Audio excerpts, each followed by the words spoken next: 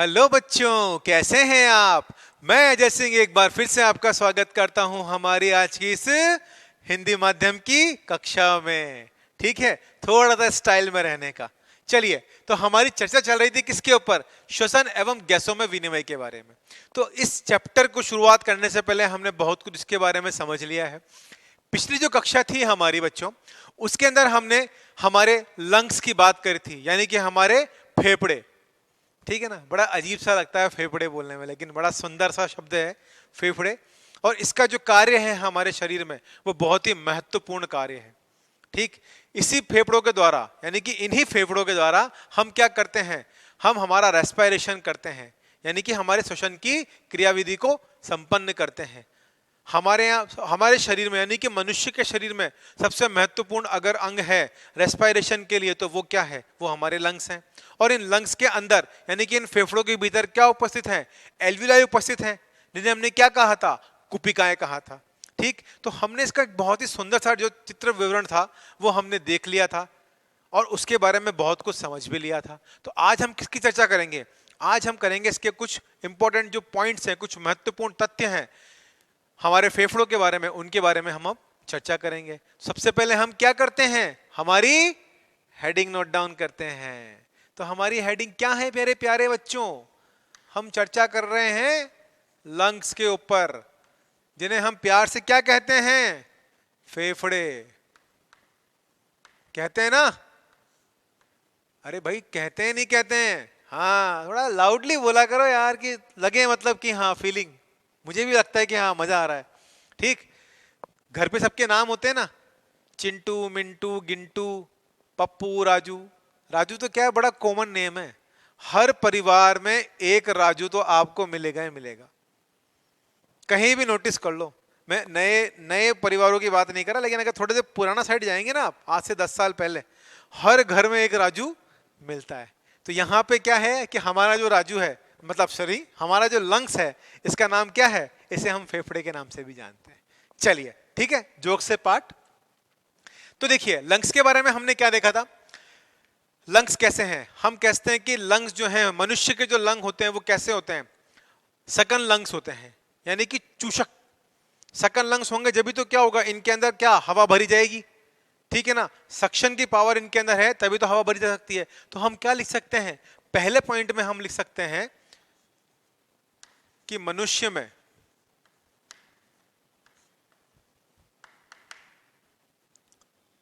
सकन, यानी कि चूषक, ठीक है,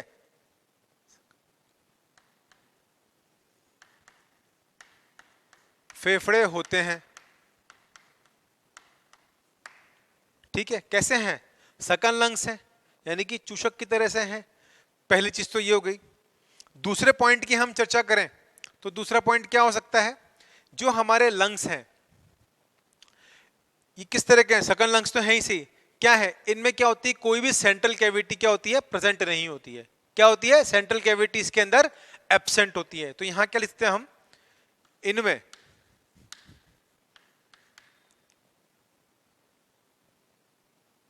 सेंट्रल कैविटी,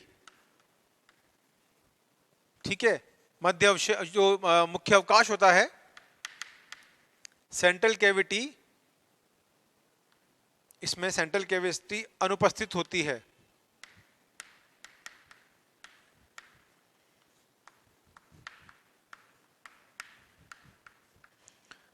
आई बात समझ में?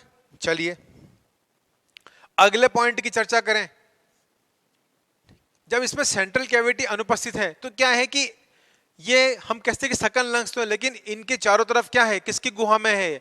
ये वक्ष से घिरे हुए होते हैं, यानी कि सेंट्रल कैविटी तो इसमें एब्सेंट है ही सही, लेकिन ये किससे घिरे हुए होते हैं? रिब्स के थ्रू, एक थोरेसिक कैज में, रिब केज हम कहते हैं, सॉरी, रिब केज में ये घिरे हुए रहते हैं, अंदर पैक्ड होते हैं। ठीक, और सबसे बड़ी बात है कि हम कहते हैं कि इसकी कैसी मस्कुलर कह सकते हैं इसको, मस्कुलर बैग लाइक स्ट्रक्चर होता है। तो हम क्या कह सकते हैं कि फेफड़े एक प्रकार से, फेफड़े एक प्रकार से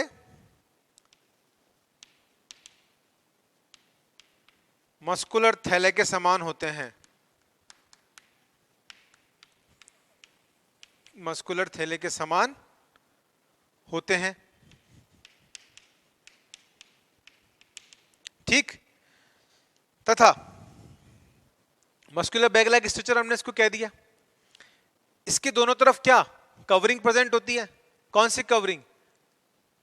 हमने बात करी थी, है ना, प्लूरल मतलब इसके दोनों तरफ क्या होता है कि हम लिख सकते हैं कि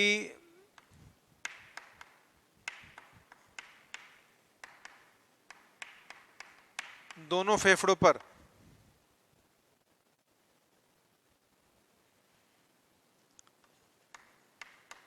आंतरिक व बाहरी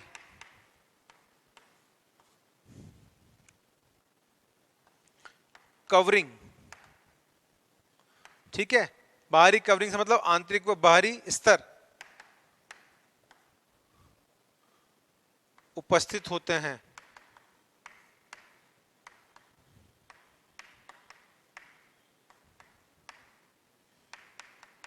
जिसे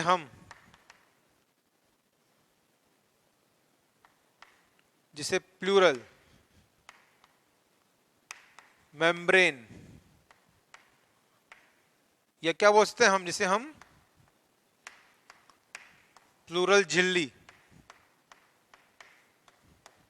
या प्लूरल मेम्ब्रेन कहते हैं। आई बात समझ में? यह भी जो प्लूरल मेम्ब्रेन होती है ये दो भागों में विभाजित होती है। किस किस में? दो भागों में विभाजित होती है। कौन कौन से भाग होते हैं? देखिए, ये आपको विजिबल है, नीचे वाला दिखाई दे रहा है बच्चों? चलिए, तो मैं यहीं पे पॉइंट लिख देता हूं। यह दो प्रकार से होती है।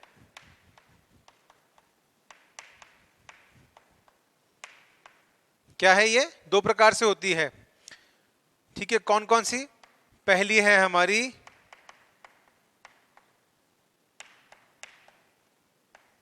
विसरल प्लूरा, ठीक, और दूसरी है हमारी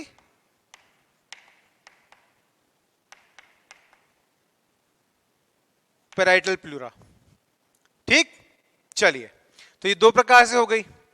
अब अगर हम बात करें किसके बारे में? अब अगर हम चर्चा करें कि ये विसरल प्लूरा हो गई और ये पैराइटल प्लूरा हो गई, ठीक, तो जो हमारे लंग्स हैं उसमें दो कवरिंग, तो पहले हम बात कर लेते हैं किसकी? हम बात कर लेते हैं हमारी विसरल प्लूरा की, विसरल प्लूरा, ठीक है, जो कौन सी है? बाह्य कवरिंग है, ठीक है ना। अब विसरल प्लूरा में क्या है? यह सिंपल स्क्वामस एपिथेलियम की मिलकर बनी होती है। सिंपल स्क्वामस एपिथेलियम की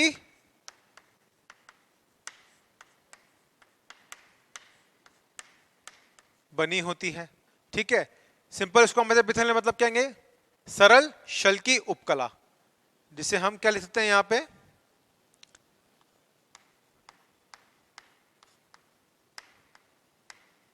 सरल शल की उपकला, ठीक।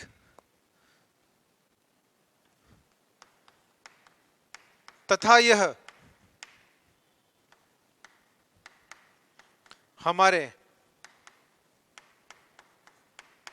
फेफड़ों की दीवार से जुड़ी हुई होती है। कैसी है बच्चों? ये दीवार से सटी हुई है, जुड़ी हुई है, ठीक। अब हम बात करें किसकी? सेकंड हम चर्चा करें हमारी पैराइटल प्लूरा की।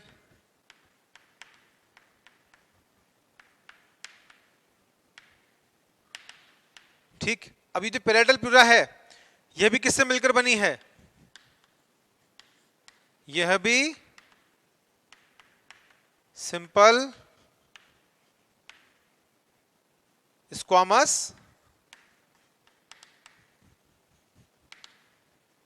एपिथेलियम से बनी है।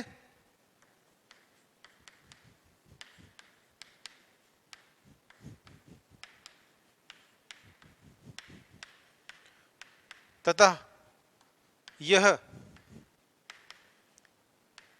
फेफड़े की भीतरी सतह पर उपस्थित होती है। भीतरी सतह पर उपस्थित है। आई बात समझ में? चलिए फटाफट से हम इनको लिख लेते हैं, क्योंकि पॉइंट्स तो हम सब समझ चुके हैं। हमने जो पिछली कक्षा में हमने डायग्राम पढ़ा था उसके अंदर हमने इन सब जो चीजों को कवर कर लिया था। ठीक है, तो एक एक पॉइंट्स को आपको ध्यान से समझ लेना है बस यहां पर। अब इन दोनों प्लूरल के बीच में क्या होता है? एक प्लूरल स्पेस होता है, जिसे हम क्या बोलते हैं? प्लूरल कैविटी बोलते हैं। तो इन दोनों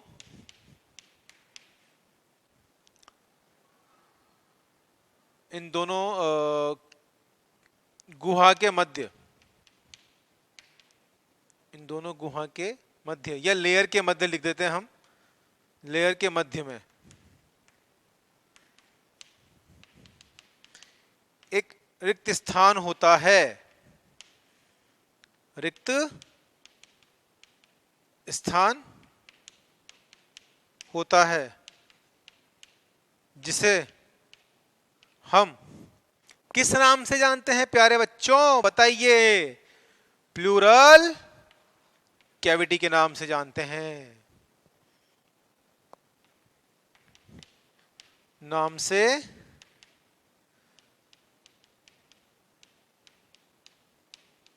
जानते हैं।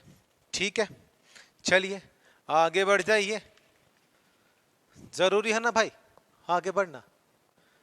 चलिए, तो ये प्लूरल कैविटी है। इस प्लूरल कैविटी में क्या भरा हुआ है? प्लूरल फ्लूइड भरा हुआ है। क्या भरा हुआ है बच्चों? इसमें प्लूरल फ्लूइड भरा हुआ होता है। ठीक, ये क्या कार्य करता है? यह प्लूरल फ्लूइड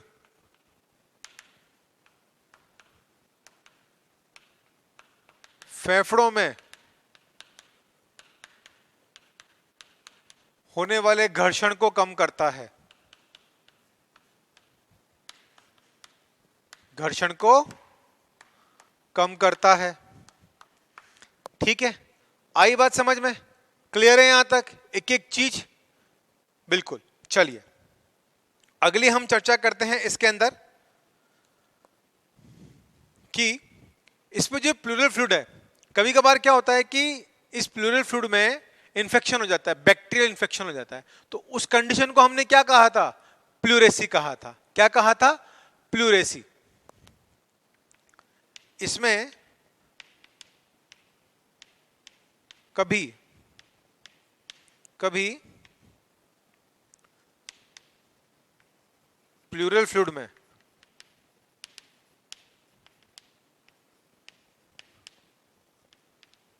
इंफेक्शन के कारण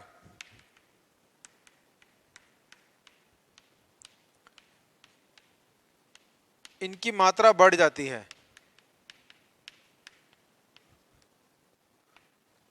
तो इसे प्लूरेसी के नाम से जानते हैं।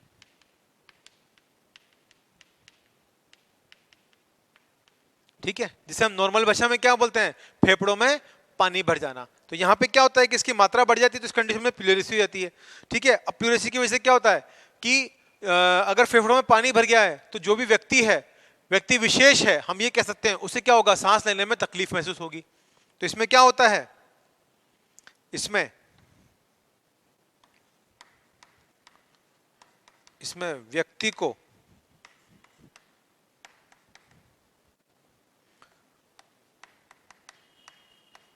सांस लेने में कठिनाई होती है,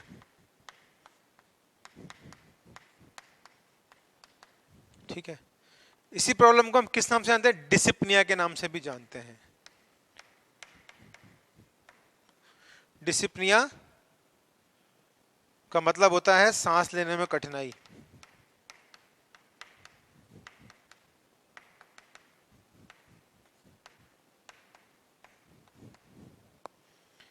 आई समझ में बात? क्या होगी? सांस लेने में कठिनाई। ठीक है बच्चों, चलिए। तो यहां तक आप हमने एक एक पॉइंट कवर अप कर लिया। यहां तक किसी को कोई डाउट होना ही नहीं चाहिए, कुछ छोड़ा ही नहीं है, सब कुछ तो कवर कर लिया। अब क्या करेंगे? अब इसमें हमने ये पॉइंट्स तो कवर अप कर लिए, अब हम लंग्स के बारे में देखिए तो सही कि लंग्स हमने बात करी थी डायग्राम के अंदर, जो संरचना पड़ी थी उसमें, कि जो राइट लंग है वो लेफ्ट लंग की तुलना में क्या है? बड़ा होता है। अब बड़ा होने का कारण बताइए, क्या कारण हो सकता है? अरे भाई बड़ा है तो बड़ा है बस। अरे नहीं नहीं, ऐसे थोड़े होता है। बड़ा है तो उसके पीछे कोई कारण है। आपके घर में आपका कोई बड़ा भाई है या आपकी बड़ी बहन है, तो वो आपसे बड़ी है तो उसका कोई कारण है। क्यों? कारण ये है कि वो आपसे पहले पैदा हुए हैं, यही कारण है।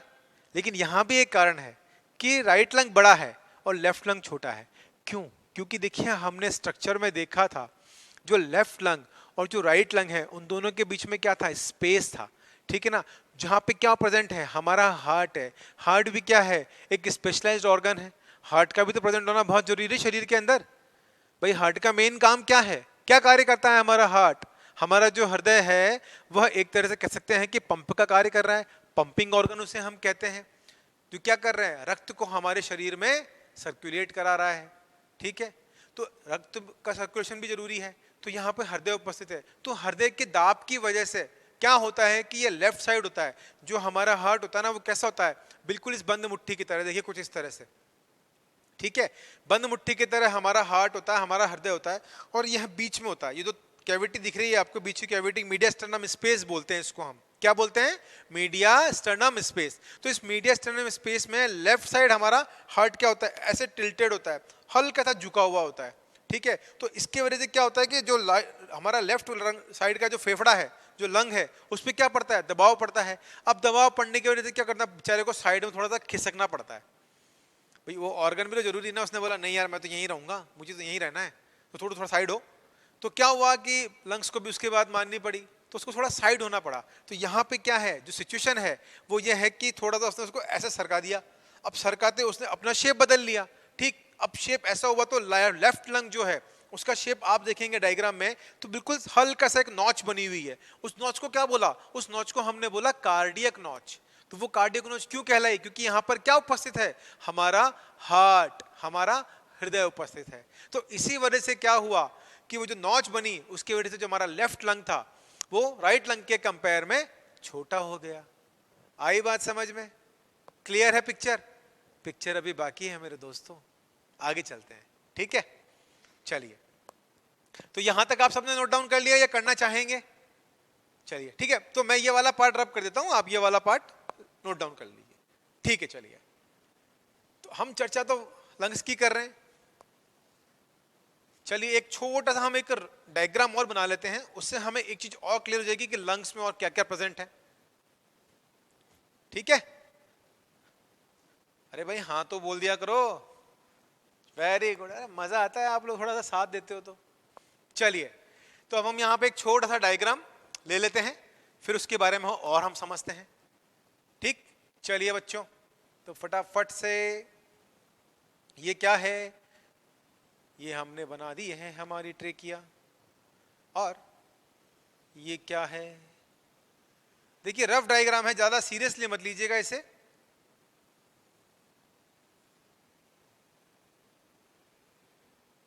ठीक है, अरे गिटार मत समझ लेना इसे, ये लंग्स ही हैं, ठीक। चलिए, ये तो आप बोलेंगे कि सर ने तो गिटार जा बनाई, फीलिंग गुड, ठीक। ये क्या है हमारा?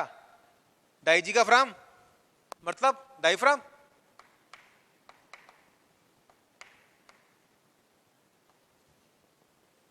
चलिए, ये हमारा डायफ्राम हो गया, ये हमारा राइट लंग, ये हमारा लेफ्ट लंग, ठीक है, समझते जाना।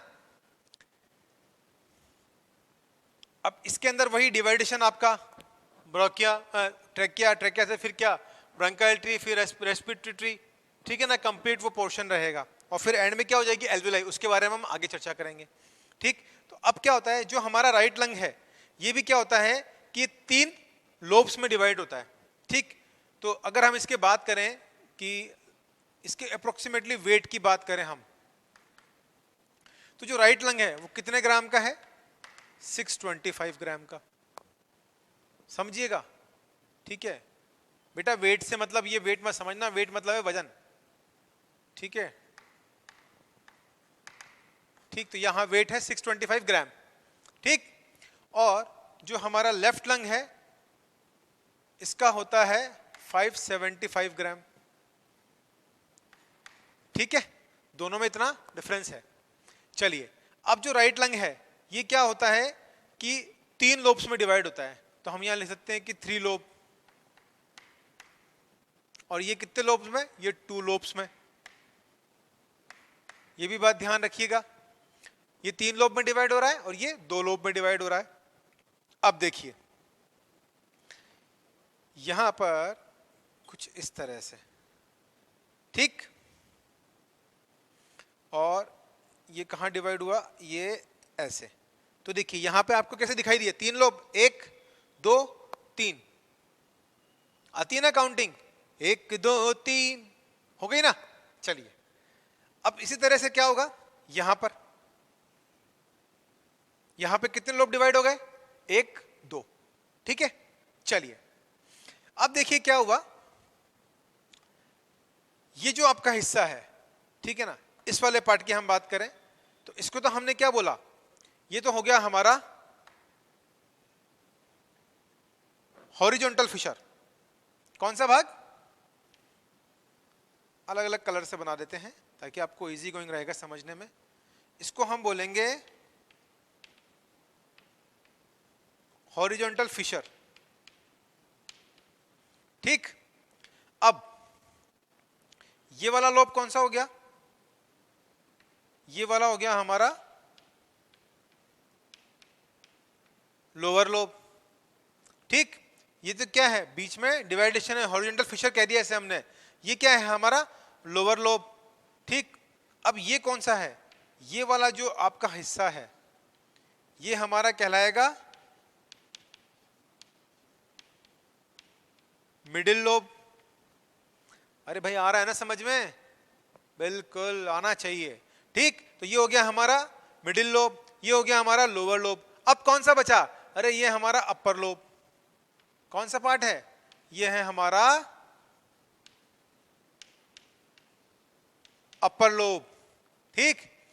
ये वाला रीजन क्या कहलाएगा, एपेक्स भाग, ऊपर का जो भाग है आधारी भाग, इसे हमने क्या कहा, एपेक्स कहा, ठीक। और इसमें क्या हो गया, ये वाला अपर रीजन, ठीक है, अपर लोब, ठीक। और ये कैसा हो गया इसका, लोअर लोब।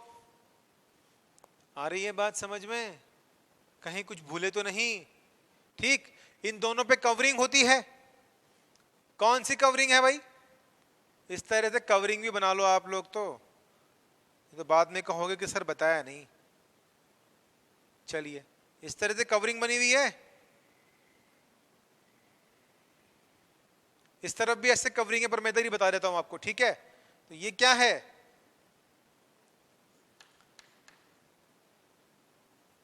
पूरी कवरिंग है, पैराइटल प्यूरा और विसरल प्यूरा,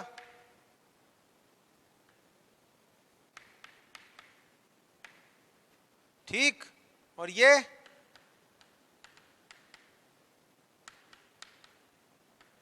इसके बीच बीच में क्या भरा हुआ है, फ्लूइड।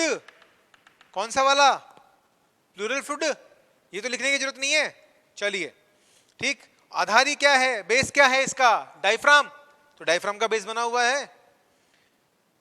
इसमें कौन सी पेशियां पाई जाती हैं, फेनरिक मसल या फिर अरीय पेशियां जिनको हम कहते हैं, उसके बारे में भी पढ़ेंगे आगे पढ़ेंगे। ठीक, चलिए, तो यहां पर क्या हुआ, ये जो फिशर कहलाया यहां पे, ये जो है ये क्या कहलाएगा हमारा, ये है हमारा अगेन ऑब्लिक फिशर।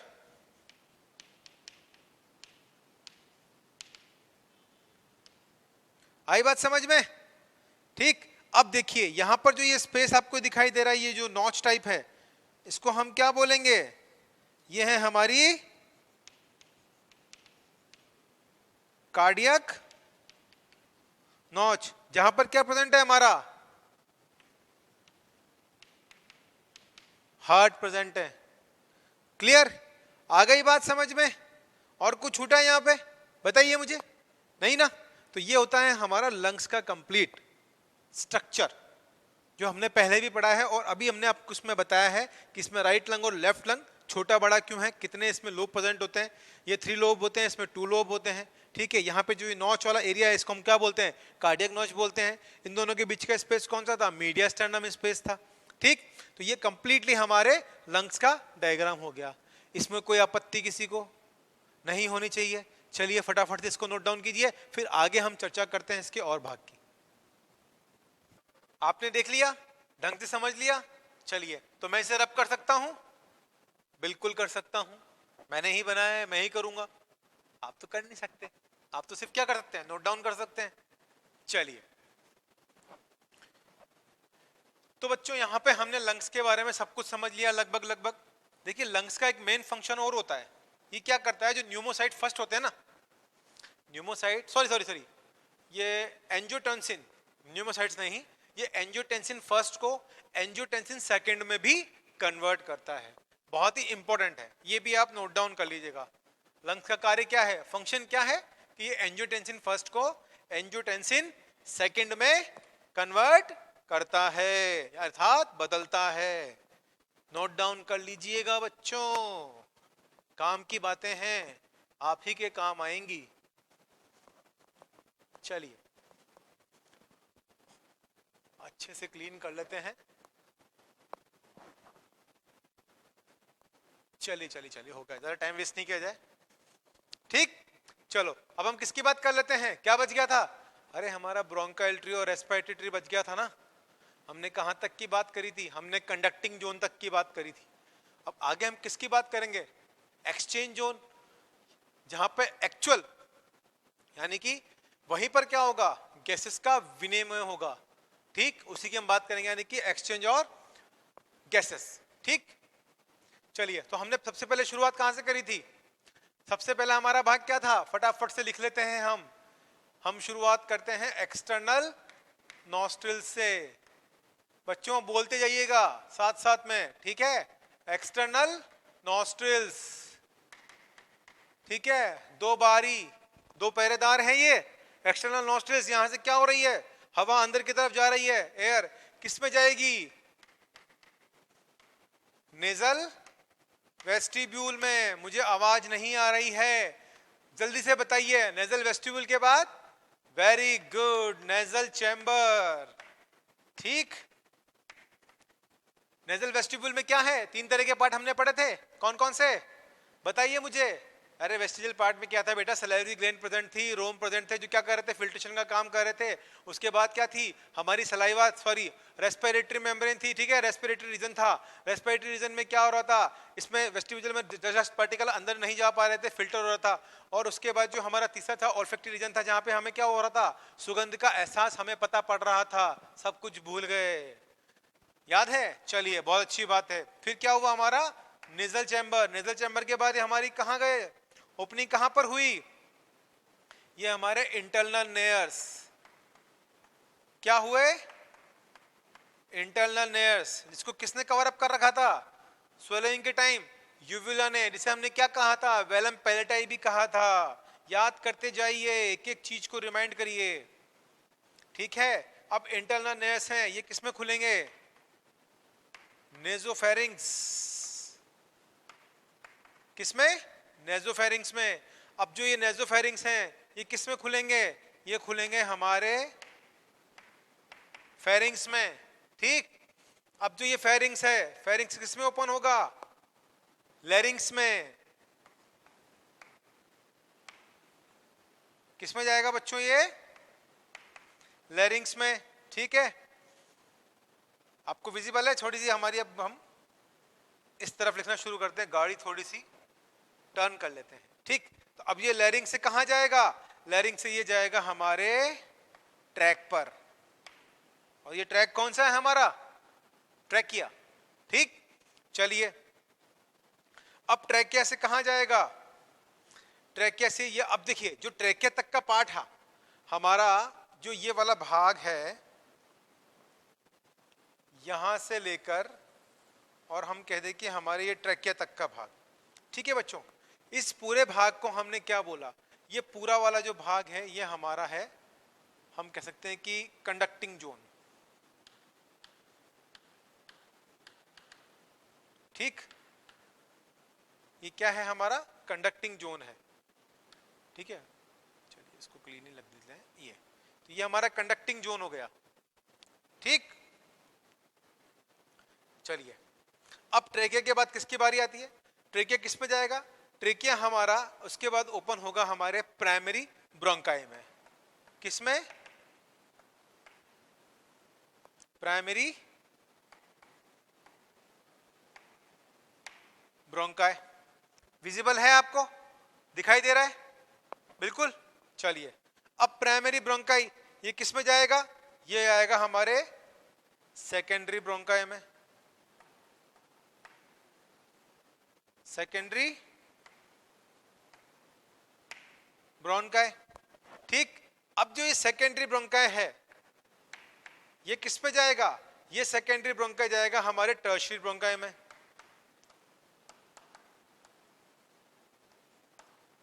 ठीक है, किस में जाएगा ये? हमारे टर्शियरी में।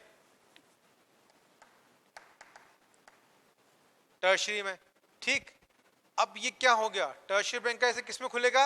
ये जाके खुलेगा हमारे, देखिए पहला हमारा प्राइमरी ब्रोंकाई हो गया, दूसरा हमारा सेकेंडरी ब्रोंकाई हो गया, तीसरा हमारा टर्शियरी हो गया, फिर हमारा total pulmonary bronchioles. Total pulmonary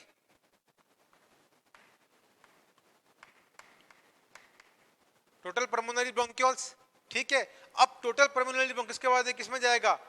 terminal bronchiole में। देखते जाइएगा सीरीज वाइज, ये किस पे जा रहा है? टर्मिनल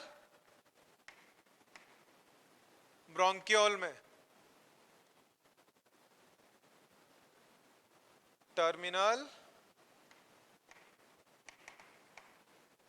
ठीक है, टर्मिनल ब्रोंक्यूल्स में। यहां भी इसको सही कर लीजिएगा। ठीक है, टर्मिनल ब्रोंक्यूल। चलिए, तो ये क्या हो गया? यहाँ पे टोटल पल्मोनरी ब्रोंक्यूल्स हो गया, यहाँ पर ये हमारा टर्मिनल ब्रोंक्यूल हो गया। और फाइनली ये कहां जाएगा? फाइनली जाएगा ये हमारे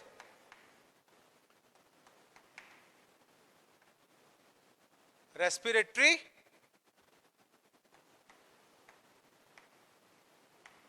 ब्रोंकाई में। ठीक है, कहां जा रहा है ये? हमारे रेस्पिरेटरी ब्रोंक्यूल में जा रहा है। ठीक, अब इसके बाद जो रेस्पिरेटरी ब्रोंक्यूल है ये कहां जुड़ेगा? ये जुड़ेगा हमारी एल्वियुलर डक्ट पर। कहां जुड़ेगा बच्चों? ये एल्वियुलर डक्ट पर। अब जो ये एल्वियुलर डक्ट है जो कहां जा रही है? डिवाइड हो रही है ना फेफड़ों के अंदर। ठीक, जो एल्वियुलर डक्ट है ये किस में खुलेगी? एट्रिया में। किस में खुलेगी बच्चों? ये एट्रिया में। ठीक है, और फाइनली जो एट्रिया है वो किस में खुल रही है? Alveolar sac. और एल्वियोलर सैक फाइनली किस में ओपन हो रहे हैं? ये फाइनली कहां जा रही है? हमारी एल्वियोलाई। एल्वियोलाई क्या है? एल्वियोलाई हमारी मेन जगह है जहां पर क्या हो रहा है? एक्सचेंज ऑफ गैसेस हो रहा है। आई बात समझ में? यानी कि हम कह सकते हैं कि रेस्पिरेटरी ब्रोंक्यूल से लेकर एल्वियोलाई तक का जो भाग है ये हमारा कौन सा भाग कहलाएगा? ये हमारा कहलाएगा एक्सचेंज जोन। कौन सा जोन कहलाएगा बच्चों? ये एक्सचेंज जोन कहलाएगा। आई बात समझ में? क्लियर यहां तक? किसी को कोई डाउट बताइए मुझे। ये हमारा क्या था? Conducting zone. और ये हमारा क्या है? ये है हमारा exchange zone. Finally external nostril से एयर होती हुई कहां गई? सीधे सीधे हमारी एल्विलाई में। इसीलिए क्या बोलते हैं, हमारे जो लंग्स है ना वो खोखले नहीं है। हमारे लंग्स के अंदर क्या उपस्थित है, क्या प्रेजेंट है? ये एल्विलाई प्रेजेंट है। ठीक है। और ये जो एल्विलाई है ये थोड़ी बहुत नहीं होती है, ये 300 मिलियन प्रेजेंट है ईच लंग। ठीक है ना? मतलब हम कहते हैं कि 100 मीटर स्क्वायर इतनी बड़ी है ये कि अगर आप इसको खोल दें, मतलब अगर खोलने का मतलब इन द सेंस ये कि अंदर सरफेस एरिया जो है वो इतना बड़ा है कि आप उसको एक खोल दें तो एक पूरा टेनिस कोर्ट बन जाए। इतनी, सोचिए बाप, इतना जो लंग्स हैं उसमें, और छोटी छोटी जो एल्विलाइज है कितना बड़ा स्पेस लेकर बैठी हुई है।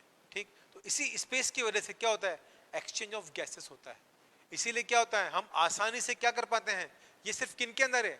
ये जो है ये ह्यूमंस के अंदर, या हम कहते हैं कि जो मैमल्स हैं उनके अंदर ये हमें देखने को मिलता है। इसी वजह से क्या होता है कि हमारे अंदर इतनी कैपेसिटी है कि हम इतना तेज बोल पाते हैं, इतना जल्दी हम सांस ले पाते हैं, सारी क्रियाएं हम कर पाते हैं। वो किसकी वजह से है?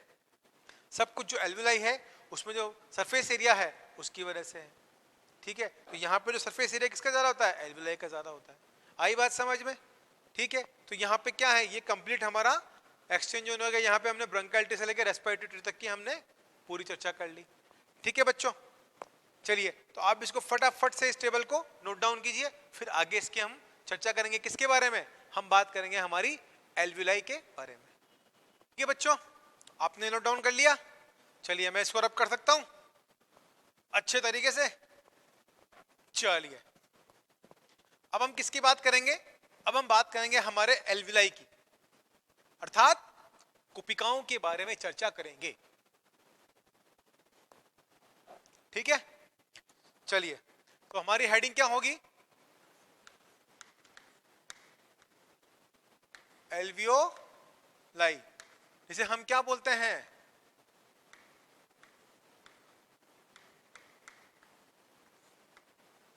कुपिकाएं भी बोलते हैं। बोलते हैं ना भाई? बिल्कुल कुपिकाएं बोलते हैं। अब देखिए एल्वियोलाई जो है क्या है? ये हमारे शरीर की, हम कहते हैं कि लंग्स की जो है स्ट्रक्चरल एंड फंक्शनल यूनिट है। क्या है? संरचनात्मक व क्रियात्मक इकाई है। तो हम क्या बोलते हैं? यह कुपिकाएं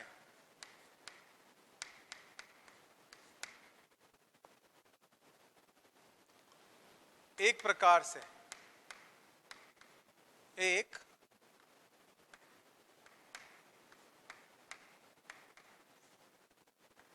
संरचनात्मक,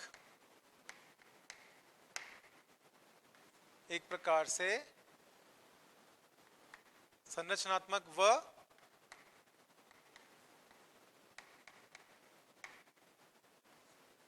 क्रियात्मक इकाई है। ठीक है, कैसी है? संरचनात्मक तथा क्रियात्मक इकाई है। ठीक, चलिए तो अब हमने ये चीज लिख ली एल्वियोलाई के बारे में। दूसरी हम बात करें कि कितनी होती है? यह संख्या में 300 मिलियन होती है। कितनी होती है बच्चों? 300 मिलियन होती है। ठीक है, चलिए ठीक है। इसके बाद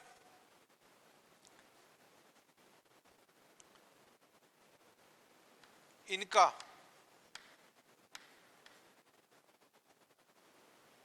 सरफेस एरिया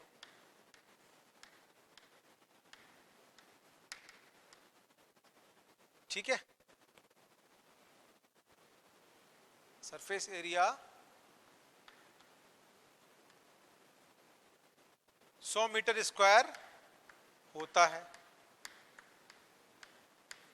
लगभग एक टेनिस कोर्ट के समान। ठीक है, इतना बड़ा स्क्वायर एरिया मतलब इनका सरफेस एरिया होता है। ठीक है, चलिए अब एक डायग्राम की हेल्प से हम इस चीज को समझ लेते हैं। सपोज कीजिए आप, हम सिर्फ एक एल्वेलाई को ले रहे हैं, यानी कि सिर्फ एक कुपिका को हम डायग्राम की हेल्प से समझने की कोशिश करते हैं, उसकी संरचना बनाकर किस तरह से जो है एक कुपिका की संरचना होती है। ठीक है, चलिए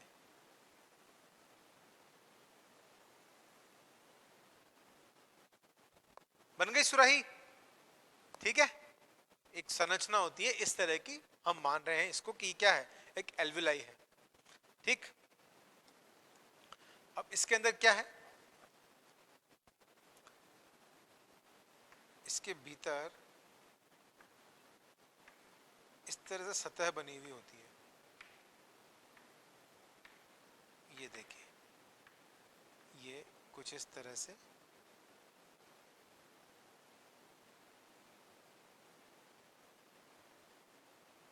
ठीक, इसको हम क्या बोलते हैं, इसको हम न्यूमोसाइट्स बोलते हैं। क्या बोलते हैं, न्यूमोसाइट्स। ठीक, चलिए ये तो क्या हो गई,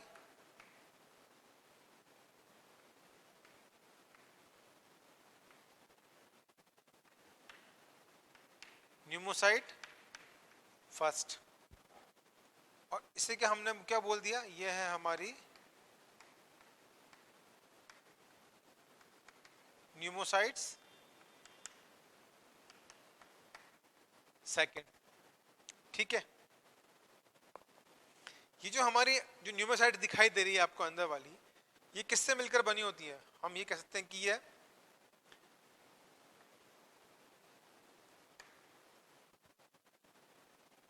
येलो फाइब्रस कनेक्टिव टिश्यू, किसकी, येलो फाइब्रस कनेक्टिव टिश्यू की बनी हुई होती है। ठीक है बच्चों, इसी में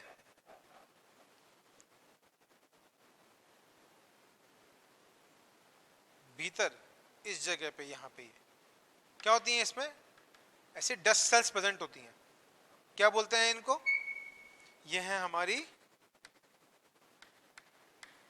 डस्ट सेल। ठीक है ना, तो ये डस्ट सेल जो होती है कैसा नेचर होता है इनका, जो डस्ट सेल होती हैं ये डस्ट के जो पार्टिकल्स हैं उनको ट्रैप कर लेती हैं। ठीक है ना, तो ये डस्ट सेल इसीलिए काम में आती हैं। चलिए अब हम बात करें किसकी, इसी के नीचे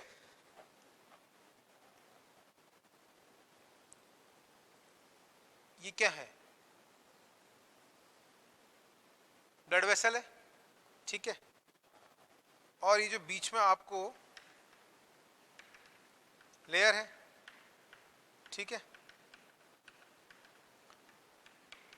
तो ये कैसे होनी चाहिए, ये जो परत है वेसल्स और एल्वेलाई के बीच में, ये कैसे होनी चाहिए, जो परत बीच की होती है ये बिल्कुल थिन होनी चाहिए, है ना। थिन मतलब स्क्वामस एपिथेलियम की बनी हुई होनी चाहिए। अगर थिन होगी, पतली होगी, तो क्या होगा, इसमें जो गैसेस का एक्सचेंज है वो आसानी से हो जाएगा। ठीक है, क्योंकि यहां पर क्या है, ऑक्सीजन आ रही है। ठीक है, तो हम यह कहते हैं कि ये जो लेयर है इसके बीच में क्या हो रहा है, एक्सचेंज ऑफ गैसेस हो रहा है।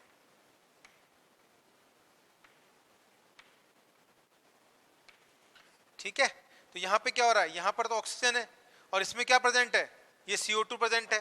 तो यहाँ पे क्या होगा, ये जो ऑक्सीजन है वो तो कहाँ जाएगी, इसके अंदर जाएगी क्रॉस करती हुई, और यहाँ से जो CO2 है वो कहाँ आएगी, इसमें आएगी। तो यहाँ पर क्या हो रहा है, एक्सचेंज ऑफ गैसेस हो रहा है। इनके बीच की जो लेयर है, ठीक है, वो कैसी होनी चाहिए, थिन होनी चाहिए, पतली होनी चाहिए। उसकी वजह से क्या होगा, इनमें गैसेस एक्सचेंज होगा। ठीक, तो ये क्या बनाया हमने, जो स्ट्रक्चर बनाया है, संरचना हम देख रहे हैं, ये किसकी है, एक कुपिका की है। ठीक, आई बात समझ में आपको। तो यहाँ पे जो न्यूमोसाइट फर्स्ट है और जो न्यूमोसाइट सेकंड है, ये दोनों उपस्थित होते हैं। न्यूमोसाइट फर्स्ट क्या करता है, जो न्यूमोसाइट फर्स्ट है ये सिंपल स्क्वामस एपिथेलियम का बना हुआ होता है। ठीक है, क्या लिखते हैं इसको हम यहाँ पे, ये सिंपल स्क्वामस एपिथेलियम का है, ठीक है ना। और आई बात समझ में आपको? ठीक, सिंपल स्क्वामस एपिथेलियम का बना होता है। तथा ये जो हमारा न्यूमोसाइट सेकंड है, pneumocyte first simple squamous epithelium का बना हुआ है, न्यूमोसाइट सेकंड क्या है? न्यूमोसाइट सेकंड जो है ये एक तरह का है ना, हम कह सकते हैं सब्सटेंसेस रिलीज करता है, ठीक है, एक पदार्थ रिलीज करता है जिसे हम क्या बोलते हैं, जिसे हम बोलते हैं फॉस्फोलिपिड। ठीक है, क्या सीक्रेट करता है? ये फॉस्फोलिपिड को सीक्रेट करता है, जो कि क्या है? फॉस्फोलिपिड का मतलब लिसिथिन। लिसिथिन प्रकार का एक पदार्थ होता है जो क्या करता है कि जो फॉस्फोलिपिड सीक्रेट करता है, ये एक सर्फेक्टेंट की तरह काम करता है। ठीक है, सर्फेक्टेंट की वजह से क्या होता है? सर्फेक्टेंट का मतलब कह सकते हैं कि सर्फेक्टेंट का काम करने से मतलब ये है कि जो हमारी जो एल्विलाई है कुपिका है, उसको ये पिचकने से अर्थात कोलैप्स होने से क्या करता है? बचाता है ये लिसिथिन। ठीक, आ रही बात समझ में? चलिए, तो यहां पे हम क्या लिख सकते हैं? तो हम यहां पे ये लिख सकते हैं कि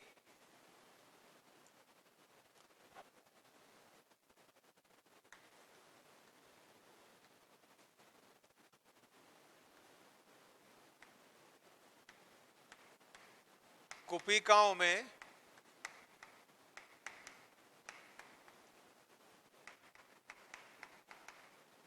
दोनों भागों में, यानी कि फेफड़ों में,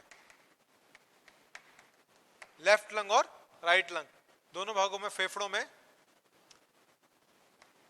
300 मिलियन 300 मिलियन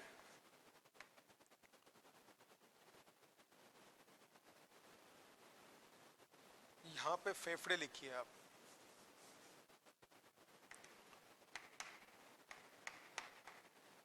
फेफड़ों में दोनों भागों में, ठीक है ना, फेफड़ों में दोनों भागों में 300 मिलियन कुपिकाएं होती हैं। ठीक है, अगला, इन्हें अगर फैला दिया जाए, इन्हें अगर फैला दिया जाए तो यह एक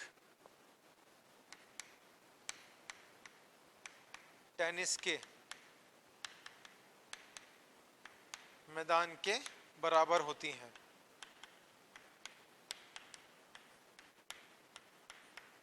ठीक है, आई बात समझ में?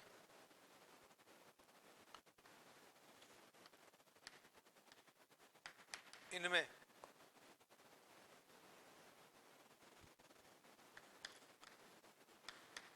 डस्ट सेल पाई जाती हैं जो कि धूल व कण इत्यादि को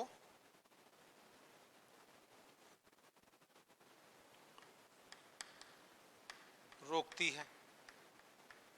ठीक है,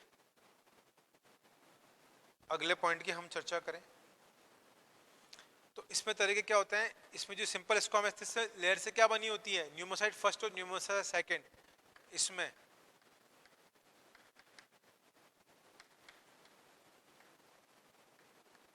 न्यूमोसाइट्स फर्स्ट व न्यूमोसाइट्स सेकंड उपस्थित होती है,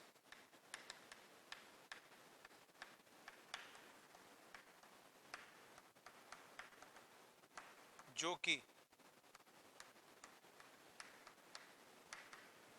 सरल शल्की उपकला सिंपल स्क्वामस एपिथेलियम की बनी होती है।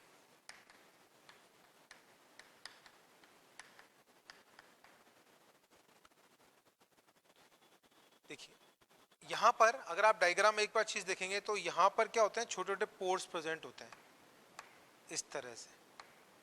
ठीक है, एक्चुअल क्या है? इन पोर्स को बोलते हैं हम पोर्स ऑफ कोहन। क्या बोलते हैं बच्चों इसको? Pores of Kohn. एक्चुअल जो मतलब जहां पर गैसेस का एक्सचेंज होता है, जहां गैसों का विनिमय होता है, वो साइड कौन सी होती है? ये पोर्स ही होते हैं। फिर यहीं से क्या होता है कि जो ब्लड वेसल होती है उसके अंदर ये गैसों का आदान प्रदान होता है। कार्बन डाइऑक्साइड वहां से निकल के एल्विलाई में आती है और एल्विलाई में जो ऑक्सीजन है वह किस में जाती है? ब्लड वेसल में जाती है। ठीक है, तो ये पोर्स ऑफ कुहन भी है यहाँ पर। तो यहाँ न्यूमोसाइट फर्स्ट में क्या होता है? एक्सचेंज ऑफ गैसेस होता है। तो हम यहाँ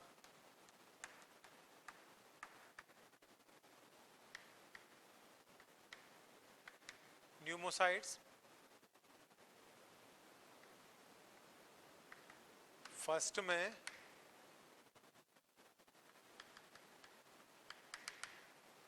गैसों का विनिमय में सहायता करता है, विनिमय में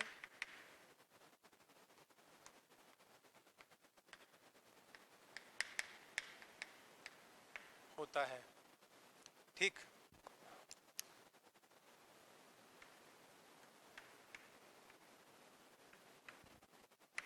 न्यूमोसाइट सेकंड एक प्रकार का पदार्थ स्रावित करती है,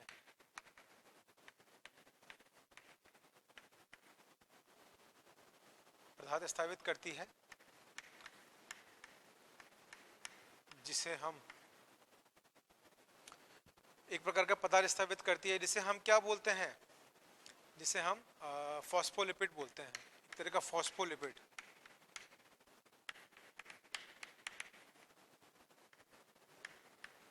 कहते हैं।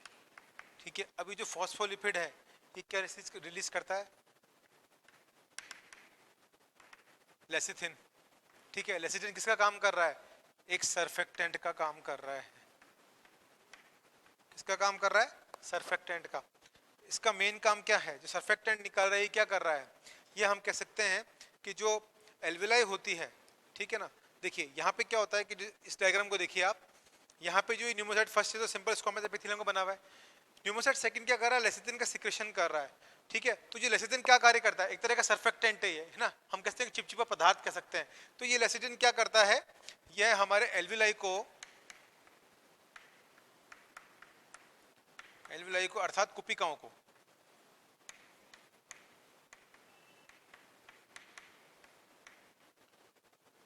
एल्विलाई को पिचकने से, या हम क्या लिखते हैं? कोलैप्स से बचाता है। आई बात समझ में? तो यहाँ पे क्या देखा हमने? यहाँ हमने एल्विलाई को समझ लिया, ठीक है ना, किस तरह से जो एल्विलाई है उसके अंदर ये हमारे संरचनात्मक व क्रियात्मक इकाई है फेफड़े की। ठीक है, यहाँ पे 300 मिलियन से ज्यादा क्या होती है? लगभग 300 मिलियन के लमसम इसके अंदर जो एल्विलाई प्रेजेंट होती हैं। इनका सरफेस एरिया कितना होता है? एक टेनिस कोर्ट के बराबर, 100 मीटर स्क्वायर। ठीक, इसी वजह से क्या होता है कि एक्सचेंज ऑफ एरिया, जब सरफेस एरिया बढ़ता है तो ज्यादा मात्रा के अंदर क्या होगा? सरफेस एरिया बढ़ेगा तो एक्सचेंज ऑफ गैसेस यानी कि गैसों का विनिमय जो होगा अत्यधिक होगा। ठीक, इसके डायग्राम को हमने समझ लिया कंप्लीटली, हमने एक एक पॉइंट के बारे में चर्चा कर ली। ठीक, तो देखिए आज क्या किया, आज की कक्षा में हमने हमारे ब्रोंकाइटिस रेस्पिरेटरी ट्री के बारे में पढ़ लिया। ठीक, साथ ही साथ हमने फेफड़े के जो हमारा जो थ्योरी वाला पार्ट था वो भी हमने कवर अप करा और उसको हमने डायग्राम की सहायता से समझा कि हमारा जो लेफ्ट लंग है राइट लंग है वो छोटा बड़ा क्यों होता है, उसमें कितने कितने लोब पाए जाते हैं। ठीक है, और साथ ही साथ हमने चर्चा करी किसकी? एल्विलाई के बारे में। एल्विलाई क्या है? संरचनात्मक व क्रियात्मक इकाई है। ठीक, 300 मिलियन से ज़्यादा इसमें क्या होते हैं कि एक लंग के अंदर 300 मिलियन तक इसमें एल्विलाई उपस्थित होते हैं। मेन साइड क्या है इसकी? जो एल्विलाई होती है वहीं पे एक्सचेंज ऑफ जोन होता है। और इसमें भी क्या बात करी हमने? न्यूमोसाइट फर्स्ट की, न्यूमोसाइट सेकंड की बात करी, पोर्स ऑफ कुहन के बारे में हमने देखा, डस्ट सेल के बारे में देखा, येलो फाइब्रस कनेक्टिव टिश्यू से मिलकर बने हुए होते हैं उनके बारे में देखा।